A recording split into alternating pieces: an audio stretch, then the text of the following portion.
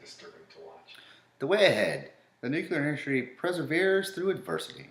We discuss the three major nuclear accidents that occurred: 3 Mile Island, Chernobyl, and Fukushima. We will discuss how these accidents occurred, the actions that led up to the catastrophic failures, and the regulations and procedures that have been adapted since these accidents occurred. We'll discuss the 3 Mile Island accident. Analysis: the 3 Mile Island accident. 3 Mile Island accident was and still stands as the worst nuclear accident in American history. It brought about the realization and severity of a nuclear accident to an already hesitant public that by large did not understand nuclear power and was against it. This paper will discuss the timeline of the accident, an overview of the design and how operator error contributed to the extent of the accident, the damage caused to the core, the release of harmful radiation and the effects of such release, the impact of the U.S. nuclear community, and the changes in regulations implemented because of this accident.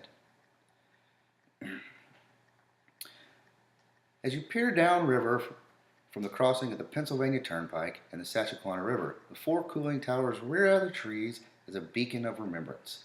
These towers were once symbols of hope, giving promise of a stable, encouraging future, leading the change in charge into nuclear power with inspiring thought and initiative, ones that did not despoil the air or land, but that exploited a fuel readily available from domestic sources, thus giving us the stability of not relying on resources from other countries, but giving us legs to stand on and adding pride in our great community.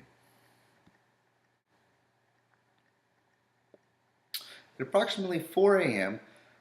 on March 28, 1979, Unit 2 had been in service for about 3 months. There were 4 operators on watch in 3 Mile Island 2 plant at the time: the senior reactor operator, the reactor operator, an auxiliary operator, and the auxiliary operator supervisor. The auxiliary operator and the auxiliary supervisor were backflowing number 8 polisher to blow the resin that had spilled into the feed water lines back into the polisher. It is believed that this is the cause of the feed water pump failure. They're not sure if it's mechanical failure or electrical that caused the feed water pump to shut off. Once the feed water pump kicked off, cooling to the steam generator was secured. Once the feed water pump had kicked off, it triggered a series of automated responses to the reactor coolant system, including the opening a relief valve on top of the pressurizer to relieve pressure. The relief valve fails to close automatically when pressure drops. Control room's operator misread the situation, mistakenly believed that the coolant is being pumped into the system. Meanwhile, the valve remained open for 2¼ hours as previous reactor coolant spews out. An automated emergency cooling system was also turned off. By 6:48 a.m., high radiation levels existed in several areas of the plant, and evidence indicated as much as 2/3 of the 12-foot-high core has stood uncovered. A partial meltdown of the fuel bundles occurs. Shortly before 7 a.m., a site emergency is declared, a requirement when some event threatens an uncontrolled release of radioactivity to the immediate environment. State and local authorities nearby, counties, and the state police were alerted. 7:24 a.m., the general emergency is declared. They continued to fight the casualty into the afternoon, where they finally realized what the actual cause of the casualty was.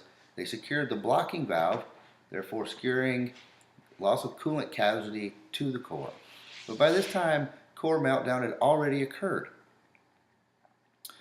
They had melted over half of the core material.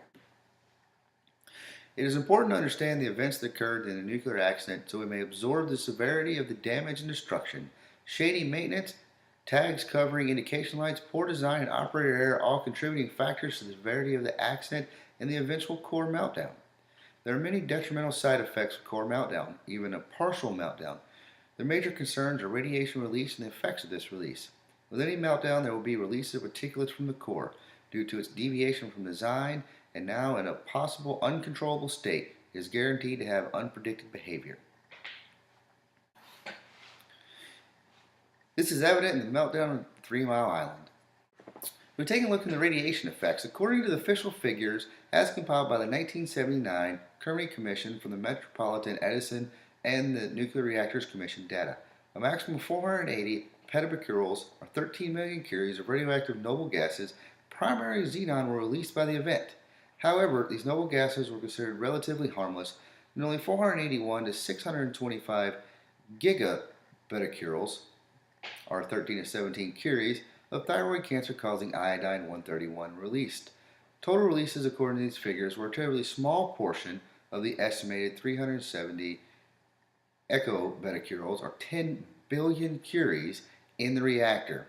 It is important to notice that out of the 10 billion curies that were released inside the reactor, only a very small amount, or 480 petabecquerels, were released outside the reactor containment vessel.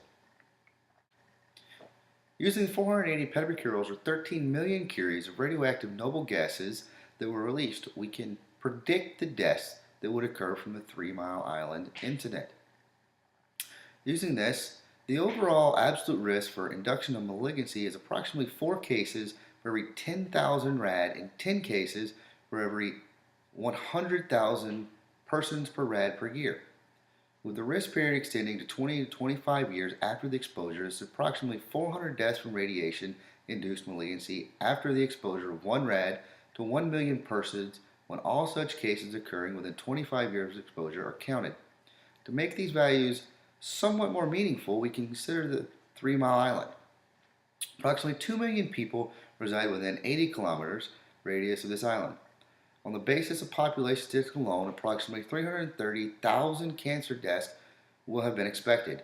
During the total period of the radiation incident, the average dose to persons living within 160 kilometer radius was 1.5 millirad. To those within the 80 kilometer radius, it was 8 millirad. When 8 millirad is applied to the upper limit, it can be predicted that this incident will result in no more than 1 additional malignant death as a result of this population radiation exposure. Clearly, this response is not detectable in the face of approximately 400,000 natural cancer deaths in that population. The International Nuclear Event Scale ranks the 3 Mile Island accident at a level 5, an accident with wider consequences. As we noticed on the nuclear event scale, level 5 is not in the realm of Fukushima or Chernobyl. However, it was the only nuclear accident that occurred on American soil. The changes that were implemented from 3 Mile Island were significant to the United States market for nuclear energy. Some of those major changes implemented were upgrading and strengthening of plant design equipment requirements, identifying human performance as a critical part of plant safety, improved instruction to avoid the confusing signals that plagued operations during the accident, enhancement of emergency preparedness to include immediate Nuclear Regulatory Committee notification requirements for planned events, and Nuclear Regulatory Committee Operations Center that is staffed 24 hours a day. Establishment of a program to integrate the NRC observations, findings, and conclusions about license performance and management effectiveness into a periodic public report. Expansion of performance-oriented as well as safety-oriented inspections and the use of risk assessment to identify vulnerabilities of any plant to adhere severe accidents. The installing of additional equipment by licensees to migrate accident conditions and monitor radiation levels and plant status. The expansion of the NRC's international activities to share enhanced knowledge of nuclear safety with other countries in a number of important technical areas.